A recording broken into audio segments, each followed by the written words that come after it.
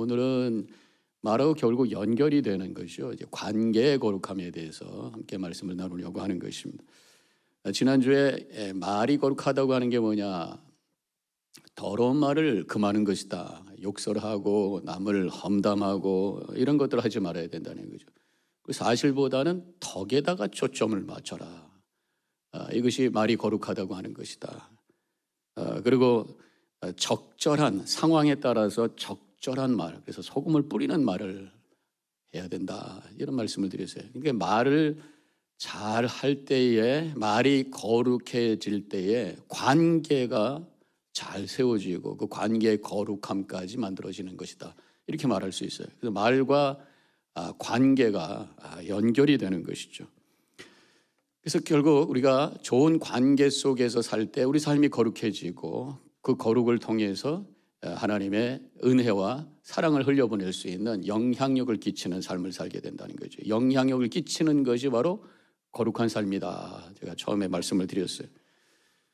관계가 굉장히 중요해요. 특별히 우리 믿음 가운데. 그래서 저는 믿음은 관계다 이렇게까지 말씀을 드린 적이 있는데, 왜냐하면 우리 하나님이 존재하는 방식 자체가 관계예요. 또 하나님께서 일하는 방법이 관계를 통해서 일하시는 것이에요. 요한일서 4장에 가면은 God is love, 하나님은 사랑이시다 이렇게 선포를 하고 있습니다. 우리가 사랑할 때에 하나님은 안다라고 말씀하셨고, 또 우리가 사랑할 때에 하나님이 우리 안에 거하신다 이렇게 말씀하셨어요.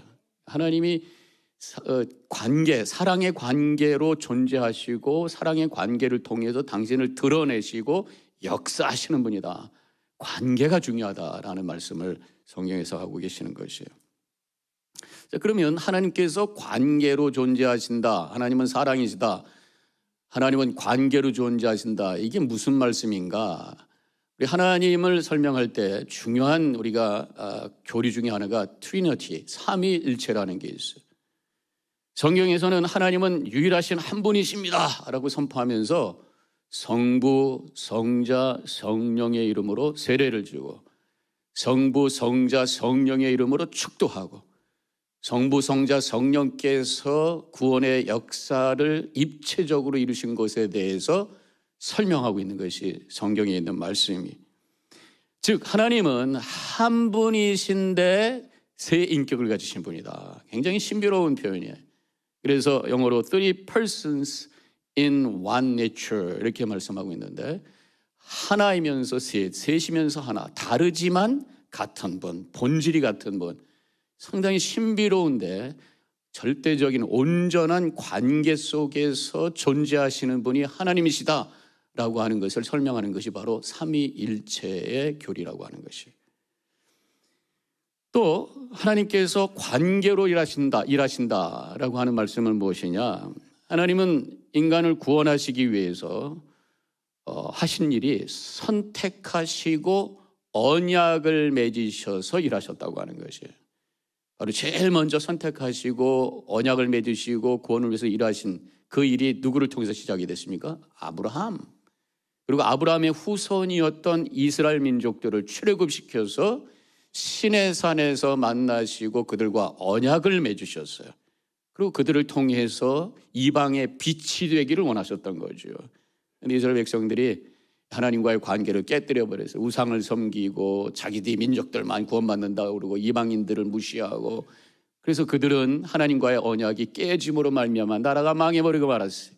그래서 하나님께서 예수님을 보내주시고 다시 하나님의 새로운 이스라엘 백성, 새로운 거룩한 백성을 모아주셨는데, 바로 그 새로운 백성이 우리 교회, 우리 성도들이라고 하는 거예요.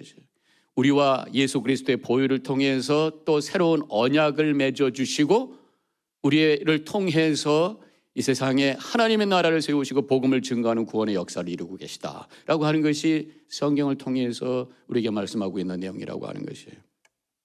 하나님은 관계로 존재하시고 관계를 통해서 역사하시는 분이다. 이 언약이라고 하는 게 성경에 굉장히 중요한 개념이에요. 언약이 뭡니까? 하나님과의 약속을 통해서 맺어진 관계라는 거죠. 그 관계를 통해서 하나님은 구원의 역사를 이루고 가고 계시다. 이게 성경에서 우리가 설명하고 있는 것입니다. 그래서 이렇게 하나님께서는 관계를 통해서 존재하시고 관계를 통해서 일하시기 때문에 우리가 하나님과의 관계가 굉장히 중요하고 또한 우리 안에 있는 관계가 굉장히 중요하다라고 하는 것을 우리가 생각해야 된다는 것입니다. 자, 그렇다면 이제 우리가 본론적인 얘기로 관계가 거룩해진다고 하는 게 무슨 의미냐라고 하는 것을 생각해 볼 수 있어요. 관계가 거룩해야 됩니다. 우리가 맺어지는 관계가 거룩해져야 됩니다. 라고 했을 때 그것이 무슨 의미입니까? 단순히 잘 지냅니다 라고 하는 이상의 의미가 있단 말이에요.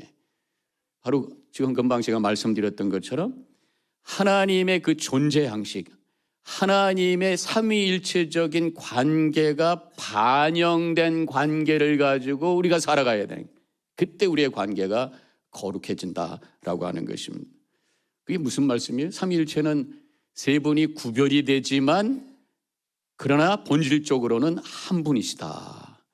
예수님과 하나님은 예수님을 성경에 보면 낳았다라는 표현이 되고 예수님은 하나님을 향해서 아버지라고 뭔가 구별된 표현을 한단 말이죠. 예수님께서는 내가 가면은 성령께서 오실 것이다. 뭔가 다른 존재로 설명하고 하나님께서 성령을 보내주신다. 라고 하는 서로의 관계성을 보면은 차이가 있어요. 그러나 또 예수님께서 하나님과 나는 하나다.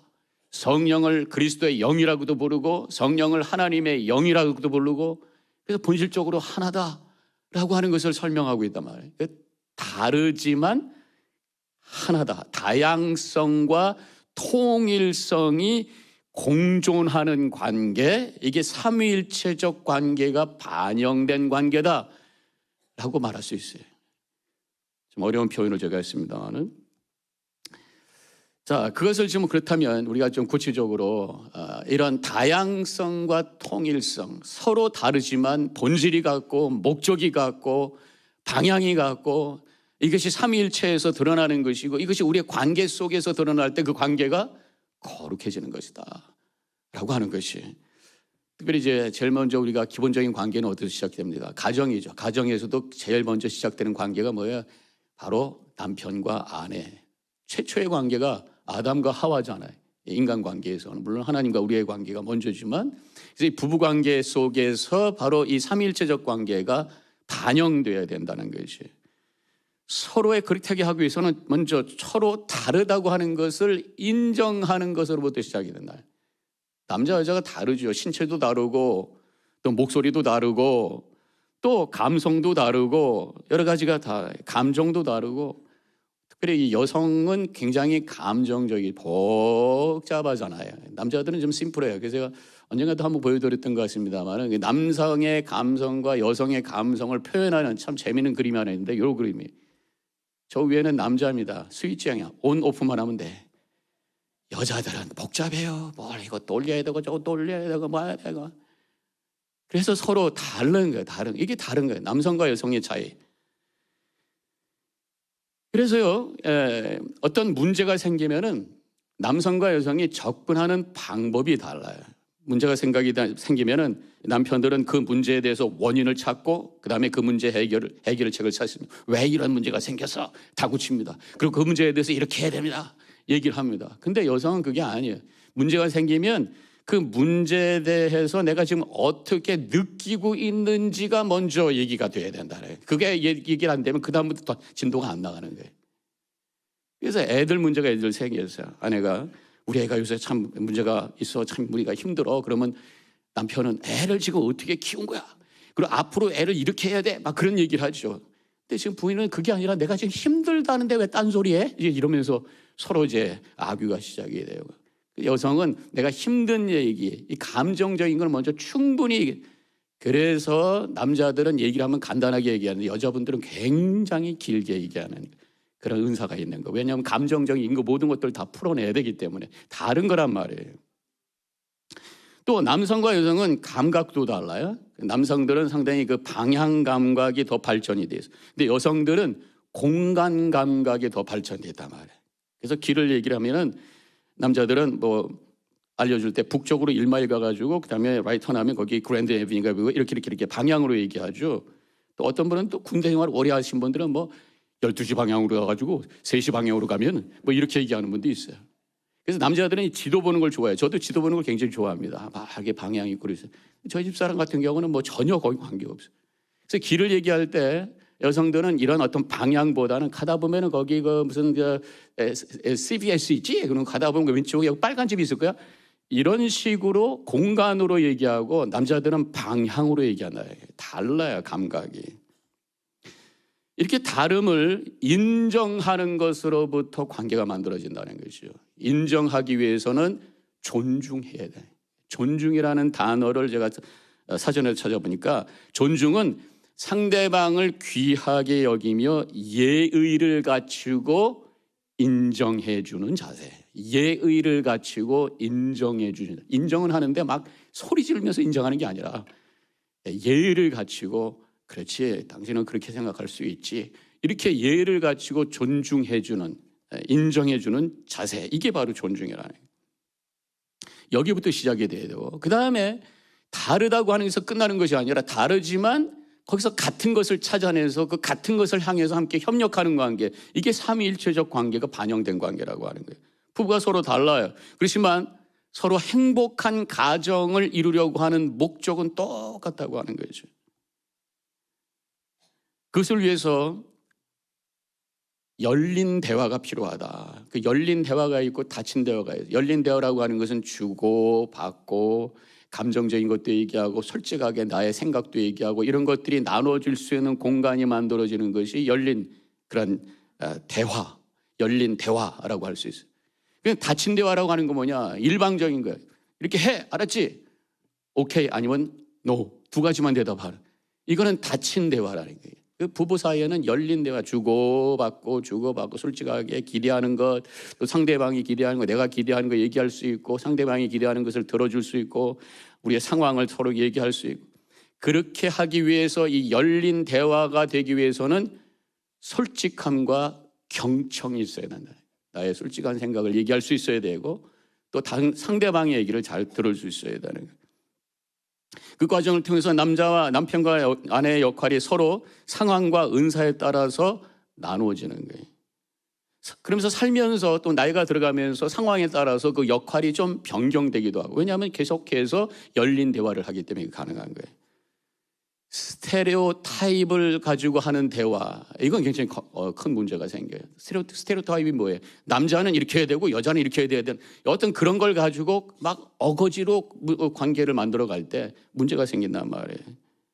집안의 상황과 개인의 은사를 따라서 상태를 따라서 서로 협력하는 그런 대화가 이루어지는 거, 이게 열린 대화라고 하는 거예요. 저희 집 같은 경우는 아내가 굉장히 약해요. 그래서 제가 월요일 날은 쉬는 날이니까 청소를 쫙 합니다. 청소할 때 신나게 할 수 있는 방법이 있어요. 남자분들 운동한다 생각하면 신나게 할 수 있어요. 열심히 더 힘을 줘 빡빡빡빡 근육 운동한다네. 그리고 제가 아침에 새벽기도 가면은 저희 아내는 못 일어나요. 잠을 잘 못 자요. 그러니까 제가 아침 식사는 제가 해요. 그리고 이제 집에는 아내가 계속 있으니까 나머지는 아내가 하고, 경제적인 거는 또 아내가 굉장히 밝아요. 저는 뭐 어디 뭐가 있는지도 잘 몰라요. 그 사람이 꼼꼼하게 잘해. 역할을 이렇게 서로 하면서 이렇게 나눠서 하는 거예요. 그러면서 또 그러다가 또 상황이 바뀌면 서로 또 조절하게 돼요. 이런 어떤 프로세스가 일어날 수 있는. 왜냐하면 가정은 행복해야 되고 사랑이 넘치는 가정, 똑같은 목적을 가지면서 함께 대화할 수 있는 장이 열려지는. 교회도 마찬가지입니다. 서로 다름을 먼저 인정해야 된다는 거예요.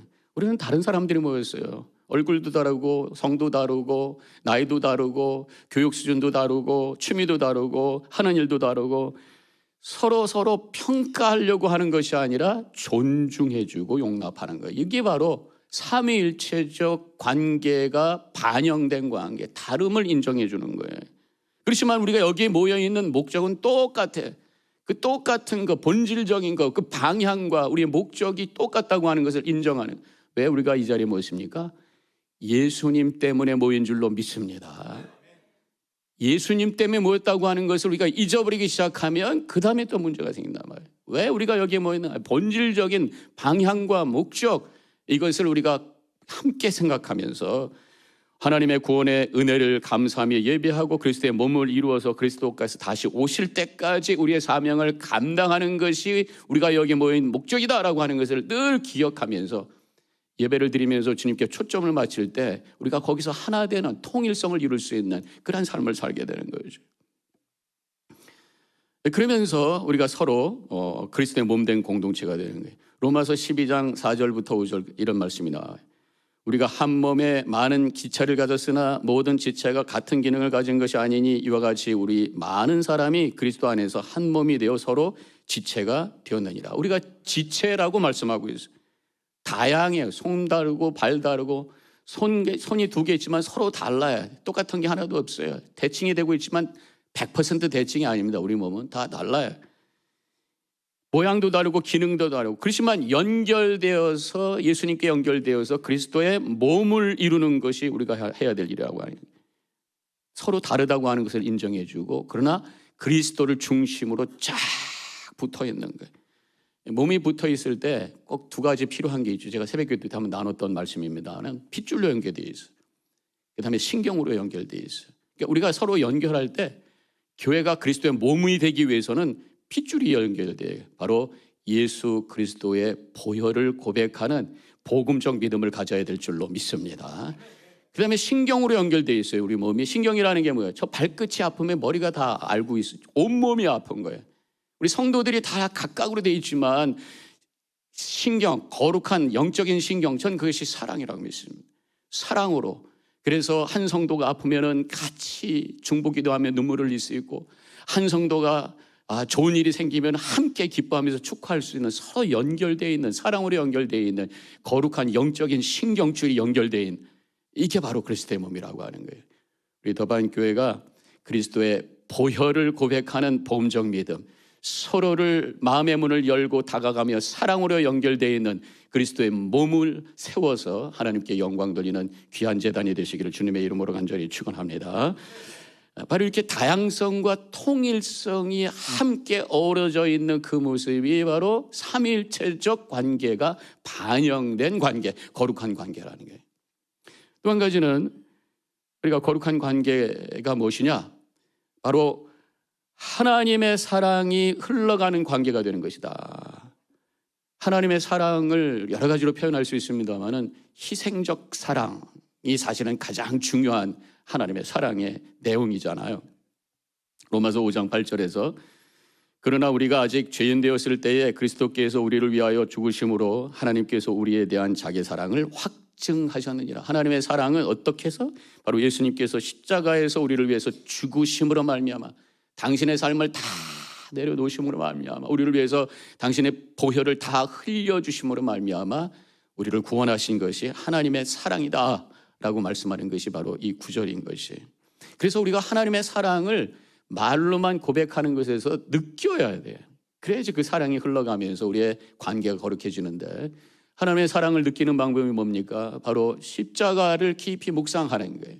예수 그리스도께서 나를 위해서 십자가 달리셔서 그 귀한 보혈을 흘리시면서 나를 위해서 대속의 고통과 죽음을 당하셨다는 믿음의 고백 속에서 거룩한 상상으로 십자가를 바라볼 때 그것이 내 속에 하나님의 사랑으로 느껴지게 되고 그 사랑이 흘러가면서 관계가 거룩해지는 아름다운 삶을 살게 되는 줄로 믿습니다. 1988년 12월 7일이었다고 그러는데 터키하고 국경을 맞대고 있는 아르메니아라는 동네에서 그 나라에서 대지진이 일어났었어요. 그때 한 5만 5천 명이 사망을 했다고 그러는데 9층짜리 아파트 빌딩이 무너졌습니다. 그러면서 그 속에 엄마하고 아주 갓난쟁이가 같이 갇혀버리고 만 거예요. 지금 그 안에 사람들이 들어가기는 너무나 힘든데 깊이 있기 때문에. 근데 지금 옆에 엄마 탈진할 시간이 갑니다. 하루, 이틀, 3일 탈진하기 시작합니다. 아기가 먼저 탈진하죠. 그 갓난쟁이가. 아기가 물 하고 울기 시작합니다. 어떻게 물이 없잖아요. 그때 엄마가 옆에 깨진 이 유리 조각이 있었어요. 그걸 가지고 자기 손가락을 자르기. 그리고 먹입니다. 그리고 나중에는 거기서 피가 안 나오니까 다른 데다 막 자르면서 피를 내면서 그 아이를 살린 거예요. 그러다가 둘 다 극적으로 살아났는데 이제 그 상황을 어떻게 이해했느냐. 어머니 몸에 상처 자국이 칼로 유리로 자른 자국이 여기저기 있는 거예요. 알고 봤더니 그렇게 해서 아기를 살렸더라라는 이야기가 전해지게 된 거죠. 저는 바로 이것이 십자가에서 우리를 사랑하신 하나님의 사랑이에요. 우리를 살리시기 위해서 예수님께서 친히 자신의 몸을 찌르셔서 그 보혈을 흘려주셔서 우리에게 생명을 공급해 주셔서 우리를 구원하시고 우리를 영생으로 이끄시는 것이 바로 우리 하나님의 사랑인 줄로 믿습니다. 그 사랑이 느껴질 때 우리는 희생적인 사랑을 할 수가 있어요. 근데 이 희생 그러면 굉장히 극단적인 드라마틱한 생각을만 하게 되는데 우리 삶에 이 희생적인 사랑이라고 하는 것을 좀 현실적으로 적용을 해본다면 이렇게 희생을 정의를 저는 해봤어요. 희생은 나의 편안함을 연기하는 것. 지금 나의 편안함을 뒤로 좀 밀어주는 것. 이게 바로 희생이다라고 우리가 좀 현실적으로 적용을 해보면서 희생을 설명해 보는 거예요. 그럼 이게 무슨 말씀이냐? 예를 들어서 내가 지금 밖에서 일하고 집에 들어가서 피곤해가지고 소파에 누워서 텔레비전 보면서 쉬고 있는데 아내가 여보 이거 좀 도와주세요. 그러면 이 편안함을 좀 뒤로 미루고 일어서서 가서 도와주는 것. 이걸 뭐 희생이라는 단어가 좀 어색하긴 하지만 예를 들어서 그런 거란 말이죠. 또 교회에서 성도가 건강의 문제로 병원에 누워있다는 소식을 들었어요. 나도 하루 종일 일하고 나서 집에 들어가서 쉬고 싶지만 그 성도의 아픔을 생각하면서 일어서서 가서 신방하는 거예요. 또 교회에 왔어요. 오래간만에 친한 친구 만났으니까 서로 이야기하고 싶은데 저 한 구석에서 모르는 분들이 쭈삐쭈삐하고 새신자가 쭈삐쭈삐하고 있어요. 친구들하고 기쁜 얘기, 즐거운 얘기 잠깐 미뤄두고 가서 어색하지만 그분에게 말을 걸기 시작하는 것. 이게 바로 사랑, 그리스도께서 우리를 사랑하신 그 사랑을 흘려보내는 작지만 아름다운 사랑의 모습이라 말할 수가 있는 거예요. 하나님의 사랑은 희생적인 사랑과 더불어 변함없는 사랑이다 이렇게 말할 수 있습니다. 이사야 54장 10절에서 산들이 떠나며 언덕들은 옮겨질지라도 나의 자비는 너에게서 떠나지 아니하며 나의 화평의 언약은 흔들리지 아니하리라. 너를 긍휼히 여기시는 여호와께서 말씀하셨느니라. 해서 산이 떠나고 언덕이 옮겨지고 세상이 변해도 나의 자비, 너희들을 향한 나의 사랑은 흔들림이 없이 변함이 없다라고 말씀하는 거예요. 하나님의 사랑은 변함이 없어요. 근데 상대적으로 우리의 인간의 사랑은 참 잘 변하죠. 뭐 다들 경험하시겠습니다만 비포 결혼과 애프터 결혼이 다르잖아요. 결혼하기 전에는 그렇게 나를 위해 줬던 사람이 결혼을 딱 하니까 반대로 나를 위해 줘 이렇게 바뀌게 돼요. 어떻게 살아도 서로 비율을 맞추고 잘해주려고 했던 사람이 결혼하니까 이제는 잡은 물고기 그러면서 이러고 앉아있는 이런 얘기. 그게 이제 왜 그러냐? 결혼하기 전에는요, 로맨스가 이제 가장 중심이, 관계 그 자체가 중요한 거예요. 근데 결혼하니까 이 현실적인 문제가 앞서기 시작하는 거죠. 그러면서 이제 자기가 가지고 있었던 가치관이 드러나기 시작하고 자기가 가지고 있었던 문제 해결 방법이 드러나기 시작하면서 차이가 드러나기 시작하는 거예요. 그러면서 서로 갈등할 수가 있다고 하는 거예요. 이게 인간이라고 하는 거죠. 친구도 마찬가지입니다. 친했다가도 안 보면 어색해지고 멀어지게 되는 거예요. 친했던 사람도 이해관계가 생기면 등을 돌리고 때로는 원수가 돼서 뒤에서 비방하고 뭐 이렇게 변하게 돼 있어요. 요즘은 우리 한국의 정치 상황이 너무 양극화가 돼 있어가지고 가족과 친구들이 앉아서 같이 뉴스 보는 게 두렵다. 같이 뉴스 보다가 막 한쪽에서 욕하면은 너 왜 그렇게 얘기해? 그러면서 서로 얘기하다가 싸움판으로 끝나게 되는 이런 상황이 돼버리고 있다네. 그리고 젊은 사람들이 요새는 정치 성향이 다르면 나 결혼 안 해. 반 이상이 그렇게 얘기한다는 거예요. 그래서 같이 친구로 지내다가도 어떤 이슈가 생기면 금방 등 돌리고 원수가 되는 게 우리 인간이란 말이에요. 이렇게 변화무쌍한 것이 인간 관계라는 걸 제가 말씀드리는 거예요. 그러나 우리 하나님은 영원히 변하지 않는 분이신 줄로 믿습니다. 물론 하나님과의 관계가 들쑥날쑥해요. 언젠가는 내가 막 뜨겁게 기도하고 하나님의 사랑 감사합니다 할렐루야 찬양하고 눈물을 흘리다가도 언젠가는 하나님이 안 계신 것처럼 멋대로 살아가는 거예요. 하나님은 변함없이 그 자리에 계시지만 내가 문제라는 거예요. 내가 왔다 갔다 한다고 하는 거예요. 하나님의 변함없는 사랑을 고백하며 나도 변함없이 하나님의 사랑에 응답하는 그러한 믿음의 삶을 살아가시기를 주님의 이름으로 간절히 축원합니다. 그래야 인간관계도 변함없이 꾸준할 수 있어요. 사람을 이렇게 저도 이제 수십 년 목회하면서 보면요, 다 사람마다의 스타일이 다른데 꾸준하신 분이 있어요. 어떤 분은 막 요란하게 했다. 어떤 보면 어디 갔어? 보이지도 않아. 왔다 갔다 하는 분이 있어요. 꾸준. 우리 하나님이 꾸준하시고 변함없는 분이시라면 우리도 그렇게 해야 된단 말이에요. 하나님을 바라보는 자는 마음에 평안이 와 있어요. 감정적인 그런 굴곡이 많지가 않아요. 평안하게 돼 있어요. 그럼 관계도 평안하게, 꾸준하게 돼 있어요. 시편 62편 1절과 2절, 나의 영혼이 잠잠히 하나님만 바라며 나의 구원이 그에게서 나오는도다. 오직 그만이 나의 반석이시오 나의 구원이시오 나의 요새시니 내게 크게 흔들리지 아니하리로다. 하나님을 바라보니까 내게 평안이 오고 흔들림이 없어. 흔들림 없으면 관계도 꾸준한 거란 말이에요. 특별히 인간관계가 꾸준하기 위해서는 하나의 팁이 있는데, 인간관계 사이에 존중의 공간을 만들어야 돼요. 서로 존중해, 다름을 인정하면서 존중해 줘야 된단 말이에요. 헨리 나웨는 이것을 함께 춤출 수 있는 공간을 만드세요. 서로 그냥 너무 붙들고 좋아 죽겠다고 하지만 결국 내 식으로 이 사람을 끌고 가려고 하면서 서로 갈등, 살짝 틈을 주고 자기를 표현할 수 있는 공간을 만들 때 서로 계속해서 함께 꾸준히 갈 수 있는 관계가 될 것이다, 그런 말씀입니다. 자, 이렇게 하나님의 삼위일체적 그 관계가 반영된 관계, 하나님의 사랑이 반영된 관계가 바로 거룩한 관계다 말씀할 수 있다면, 이제 몇 가지 제가 간단하게 더 추가로 말씀드리고 싶은 것은, 이 관계가 거룩해지기 위해서 그럼 구체적으로 어떻게 할 것이냐. 오늘 본문의 말씀에서 우리에게 몇 가지 팁을 주고 계시는데, 첫 번째로는 겸손과 온유로 대하라. 에베소서 4장 2절에 너희가 부르심을 받은 일에 합당하게 행하며 모든 겸손과 온유로 하고 그랬어요. 바로 이 두 가지는 예수님의 성품이에요.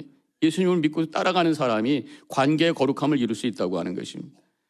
겸손의 자세 여러 가지 설명할 수 있습니다만 저는 한 가지만 말씀드릴 수 있어요. 나도 틀릴 수 있다라는 생각을 하는 것이 바로 겸손이에요. 100% 맞는 사람 없습니다.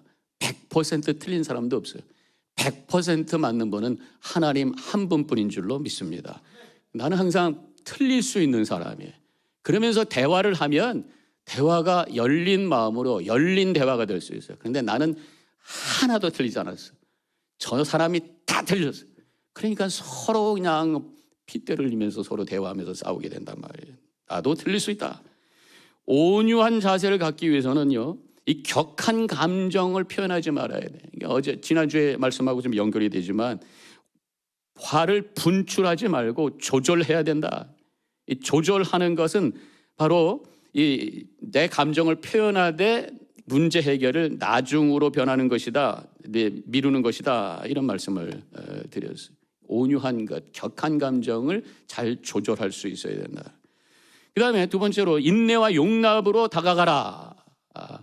거룩한 관계를 이루는 실제적인 방법이 겸손과 온유, 그 다음에 오늘 본문에 보니까 오래 참음, 인내가 필요한 거예요. 에베소서 4장 2절에서 오래 참음으로 사랑 가운데서 서로 용납하고, 그래서 관계를 잘 거룩하게 유지하기 위해서는 사랑은 오래 참고 오래 참을 수 있는 능력, 근데 오래 참는 인내 능력은 어디서 오냐?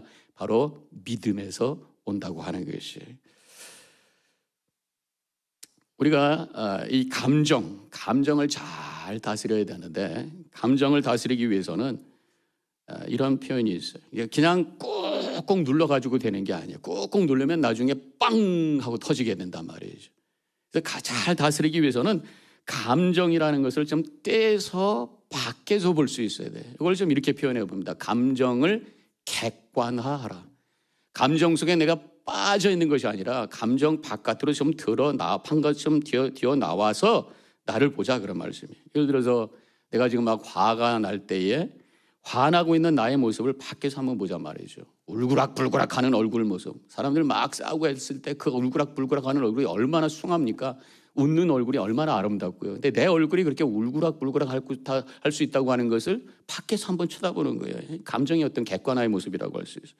또 화가 났을 때 그 원인과 결과를 잠깐이라도 생각을 해보는 거예요. 내가 뭐 때문에 화가 났을까? 정말 이것 때문에 화가 났는가? 아니면 다른 데서 화가 나고 여기서 화 풀고 있는 건 아니야? 라는 생각을 해보는 것이고요. 그 다음에 내가 화를 내면 어떻게 될 것인가? 라는 것을 한 번쯤 생각해 보는 거예요. 여기 지금 연세 많으신 분들이 계십니다만은 시간이 갈수록 부부 사이에 싸움이 젊었을 때가 가장 더 긴장감이 많지만 나중에 보면 아유 그래봤자 결국은 뻔히 이렇게 될 거 아니까 아유 그만합시다 라고 넘어가게 되잖아요. 그게 바로 감정의 객관화라고 하는 것이죠. 더 나아가서 그 감정을 가지고 기도의 제목을 가지고 하나님께 나가는 거예요. 우리가 어떤 문제가 생기면 하나님 이 문제 하나님 붙잡아 주시고 이 문제 해결해 주십시오라고 하잖아요. 마찬가지로 내 감정의 문제, 분노의 문제, 미움의 문제가 있다면 그것을 떼어서 하나님께 가지고 하는 거예요. 그리고 하나님께 기도하는 거예요. 이게 감정의 객관화라고 하는 거예요. 이 격한 감정을 객관화시키지 못할 때에 감정에 빠진다고 그러고 분노에 사로잡힌다는 거예요. 그렇게 되면 감정과 내 현실을 구별을 못하게 되면서 아무 말이나 하고 상대방에 상처를 주고 극단적인 말을 하게 되면서 문제를 크게 한다는 거예요. 현실 감각이 사라지는 거예요. 이게 바로 감정에 빠져 있는 상태라고 하는 거예요. 아이들이요 성장하면서 처음에는 이 세상과 내가 하나 있어요. 그래서 2살까지는요 자기를 구별하지를 못하는 거예요. 엄마하고 나가 하나예요. 세상과 내가 하나예요. 그러면서 이제 자기의식이 생기기 시작하는 게 성장인데 조금 크면은 자기의식이 생겼지만 내가 더 중요해. 그래가지고 남의 집에 가면은 그 장난감을 가지고 자기 거라고 울고기면서 막 싸우고 울다가 가지고 오는 뭐 이런 상황이 되잖아요. 그러면서 성장하면서 자기에 대한 객관화가 되면서 내가 세상 이 넓은 세상에 정말 작은 존재구나라는 것을 깨닫게 되는 순간 사람이 좀 겸손해지고 다른 사람 말을 듣게 되고 존중해주는 이 성숙한 모습이 만들어지는 이게 바로 객관화가 바로 성숙의 증거라고 하는 거예요. 마찬가지로 감정도 마찬가지는 자기의 감정을 떼서 바라볼 수 있는 객관화시킬 수 있는 사람이 바로 성숙한 사람. 이 감정과 내가 지금 하나가 돼가지고 구별을 못하게 된다면 그 속에 빠지게 된다면 현실과 나를 구별하지 못하게 되면서 화를 내고 욕을 하고 폭력을 행하면서 나중에 결국 죄를 짓게 되고 후회할 일을 만들게 된다고 하는 것이에요. 결국 우리의 관계가 거룩해지기 위해서는 성령의 도움이 있어야 될 줄로 믿습니다. 오늘 3절에 보면은 평안에 매는 줄로 성령이 하나 되게 하신 것을 힘써 지키라 그랬어요. 내가 아무리 노력해도 안 돼요. 그러나 성령 하나님의 영이 역사할 때에 그것이 가능하다고 하는 것을 믿고 성령님께 도움을 요청해야 된다는 것입니다. 로마서 5장 5절에 소망이 부끄럽게 하지 아니하느니라 이는 성령이 우리에게 주신 바 하나님의 사랑이 우리 마음에 부으심이니라 그랬어요. 성령이 우리에게 부은 바 하나님의 사랑 주신 바 하나님의 성령이 우리에게 하나님의 사랑을 부어주신다 이런 말씀입니다. 그리고 성령 충만할 때에 하나님의 사랑이 내 속에 흘러 넘치게 되고 그래서 좋은 관계를 세우며 그 관계를 거룩하게 만들며 하나님의 은혜가 흘러갈 수 있는 통로로 쓰임받는 복된 삶을 살게 되는 줄로 믿습니다. 오늘 관계의 거룩함 결국 믿음의 고백에서 나온다라고 하는 것을 말씀을 드렸어요. 삼위일체 하나님을 내가 믿고 예수 그리스도를 통해서 나에게 주신 하나님의 사랑의 그 고백이 내 심령 속에 채워지게 되고 성령 충만함으로 말미암아 내 안에 관계, 우리 가족과의 관계, 우리 성도들과의 관계, 이웃과의 관계 여기에 거룩함을 세워가며 하나님의 은혜를 흘려보내는 거룩한 영향력을 끼쳐가는 거룩한 삶을 살게 될 것을 믿고 결단하면서 그렇게 살아가는 우리 모든 성도님들 되어주시기를 주님의 이름으로 간절히 축원합니다.